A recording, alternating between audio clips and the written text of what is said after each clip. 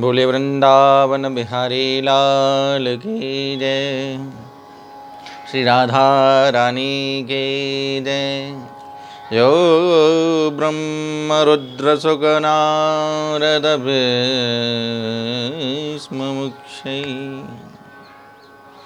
रालक्षतो न सहसा पुरुषस्तस्य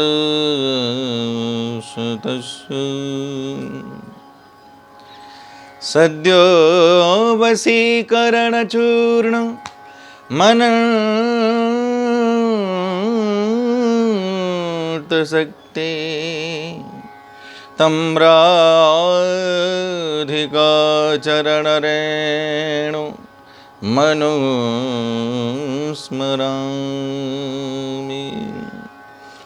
श्री राधे मेरी स्वामिनी, मैं राधे तेरी दास, जन्म जन्म मुहि दे जियो श्री बरसाने को बास।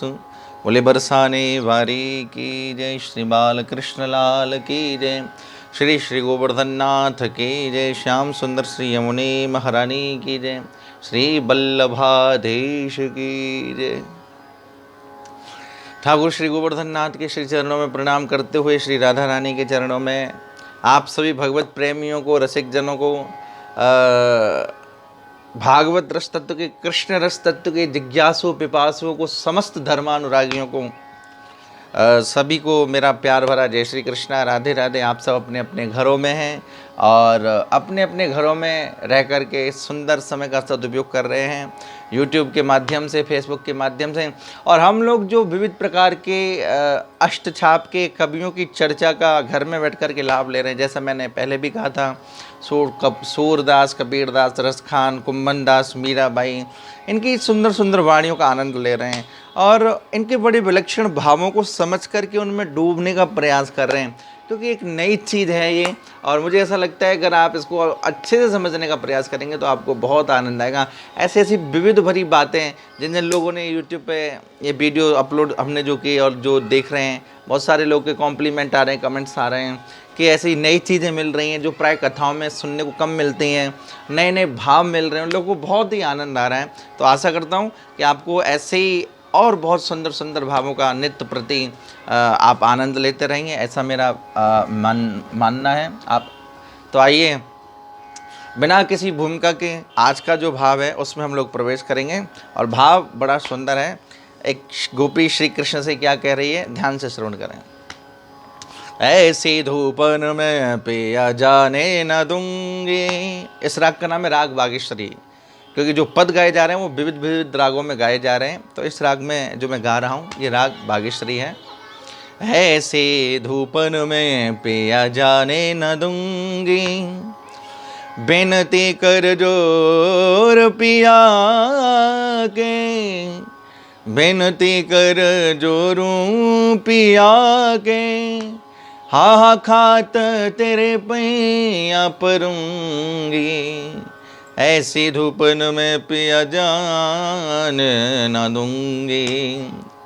तुम तो कहावत फूल गुलाब के, संग के सखा ग्वालन गारी दूंगी।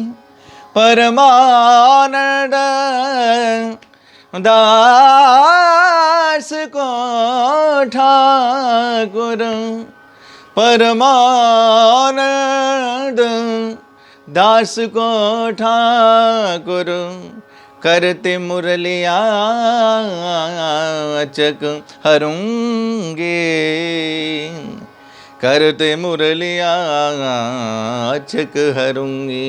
परमानंद धनी सकार नि धनी रे सनी सनी धनी द म पद ग ग गनी द ग ग मार नि द स ग ग रे ज ग ग रे ज रे नि द ध नि ज ग ग म म द र नि द ज द नि नि द र म पद ग गनी नि द र ग ग ग म रे रे ज ग ग रे ज ज रे नि द ध नि ज ग ग म म द र नि नि नि द मबदगा। परमानंद दास को ठाकुर करते मुरलिया अचक हरूंगी, ऐसे धूपन में पिया जाने ना दूंगी। तो एक गोपी श्री कृष्ण से क्या कह रही है? श्री कृष्ण किसी गोपी के घर पर आ रहे हैं। ये भाव दृश्य है, इसका आप चिंतन करिए और इस भाव में आप पहुंचने का प्रयास करिए।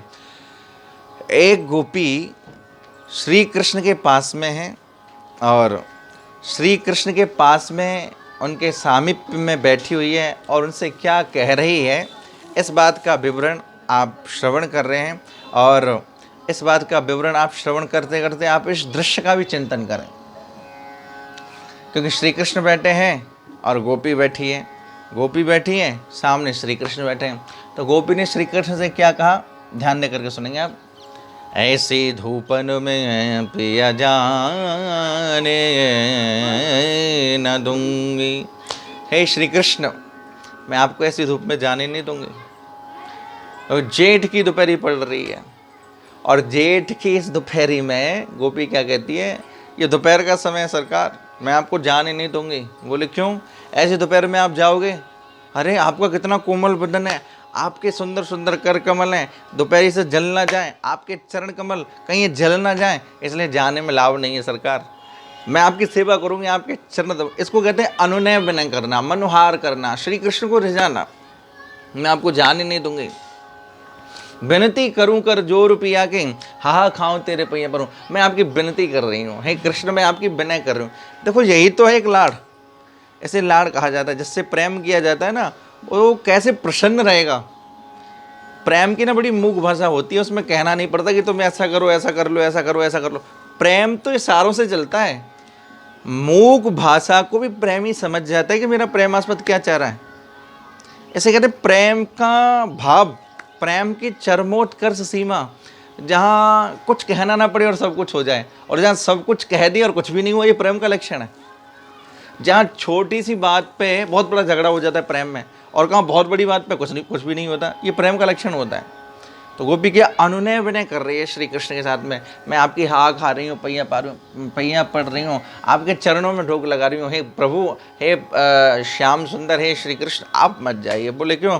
यदि आप जाएंगे तो ये दोपहरी का समय, आपके हाथ पैर जल जाएंगे, आपके पैर चरण कमल क्या जलेंगे, हमारा हृदय जल जाएगा। क्योंकि कोमल कमल के समान आपके सुंदर चरण हैं, अगर ये कहीं भुरस गए तो हमारा तो हृदय ही भुरस जाएगा। इसलिए आप इनको हमारे हृदय में बसा दीजिए, पर आप घर से मत जाइए। आपकी हाँ खाती हूँ, पैया पड़ती हूँ। श्री कृष्ण ने कहा ऐसा है सखी, मुझे जाना तो पड़ेगा। ब्रज भाषा का भाव है, सखी मैं जाऊँगा। और मुझे लगता है कि आप इन सब भावों को सुन रहे हैं तो आपको इसलिए भी ज़्यादा अच्छा लग रहा होगा। ब्रज के भाव है, मैं कभी कभी बीच में ब्रज भाषा का भी प्रयोग कर देता हूँ। तो श्री कृष्ण कह रहे हैं सखी मैं तो जाऊँगा। तो वो भी पता क्या कह रही है? बोले तुम तो कहावत फूल गुलाब के, संग के सखा ग्वाल नगारी देऊंगी। हे कृष्ण, आप तो गुलाब के फूल कहलाते हो। गुलाब के फूल की तरह, गुलाब के कोमल पंखुड़ियों की तरह आप मुरझा जाओगे, ऐसी दोपहरी में जाओगे। वैसे भी आजकल आप देखते ही होंगे, अगर मैं अपने प्रसंग से थोड़ा बाहर निकल गया हूँ, तो हम लोग जब बिना एयर कंडीशन के नहीं रह सकते, इतने नाजुक बन जाते हैं। अब आप सोचिए श्री कृष्ण के समान कोई नाजुक होगा?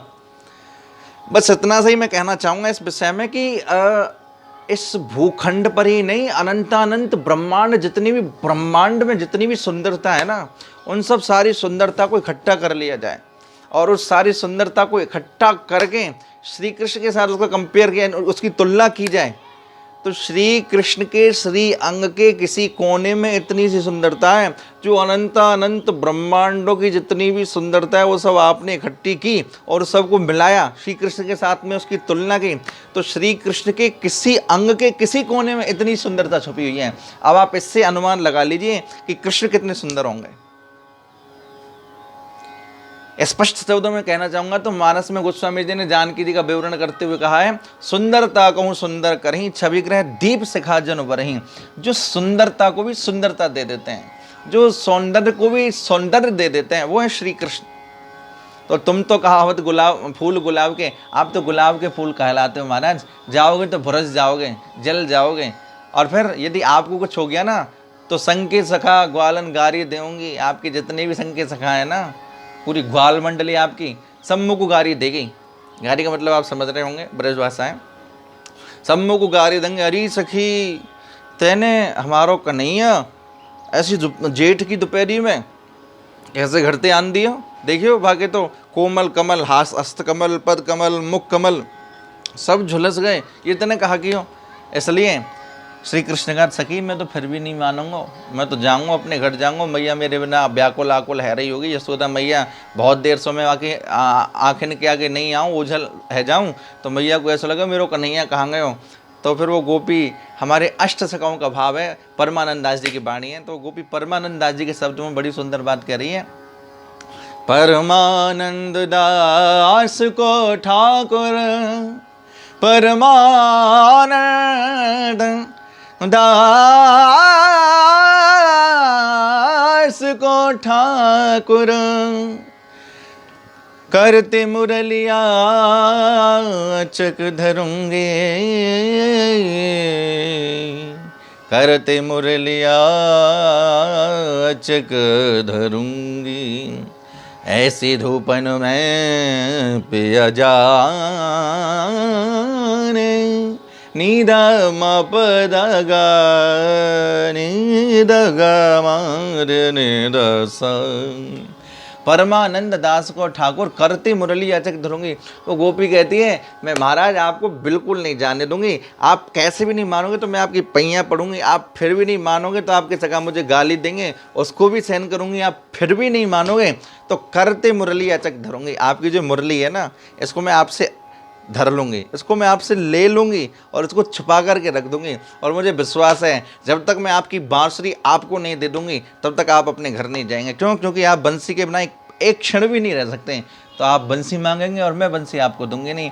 जब तक नहीं दूंगी, कब तक? बोले जब तक संध्या काल नहीं होगा। हाँ, संध्या काल हो जाए, छाँव हो जाए तो आप आराम से अपने अपने घर को आप चले जाएंगे, तो फिर मुझे भी तसल्ली रहेगी कि धूप नहीं है।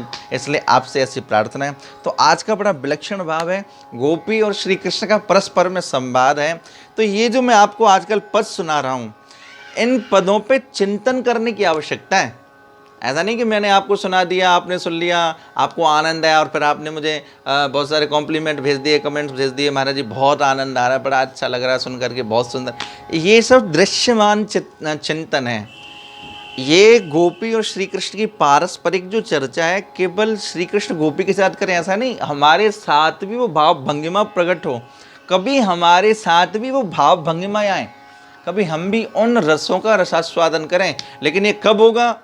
करत करत अभ्यास के जड़ मत हो सुजान। आप इन सब चीज़ों का अध्ययन कर रहे हैं, चिंतन कर रहे हैं, स्वाध्याय कर रहे हैं, इसमें डूब रहे हैं। कभी एक समय ऐसा आएगा जब आप इसमें खूब ज़्यादा जब डूबने लगेंगे, उतरने लगेंगे, श्री कृष्ण की लीलाओं का चिंतन आपके मस्तिष्क में विचरण करने लगेगा, तो फिर श्री कृष्ण की कृपा आपके ऊपर भी होगी। तो हम ये प्रयास कर रहे हैं कि आप सब लोग और हम सब लोग, हम सारे लोग इस समय मिलकर के इन सब अष्ट छाप के अन्य अन्य कवियों की रचनाओं का आनंद लें, ऐसा मेरा प्रयास है। आशा करता हूँ आप सब लोग इसका पूरा पूरा लाभ उठाएंगे। इन्हीं शब्दों के साथ आज के इस सत्संग को यहीं विश्राम देता हूँ। बोले वृंदावन बिहारी लाल की जय, श्री राधा रानी की जय, कृष्ण कन्हैया लाल की जय।